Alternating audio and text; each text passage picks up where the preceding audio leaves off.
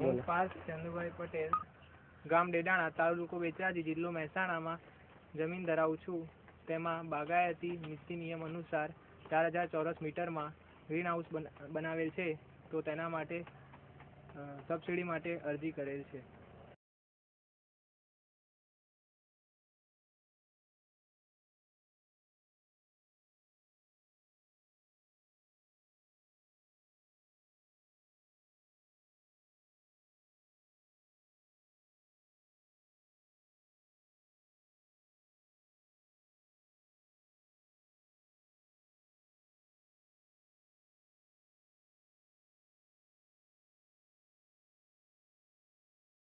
મારું નામ પાર્થ ચંદુભાઈ પટેલ છે.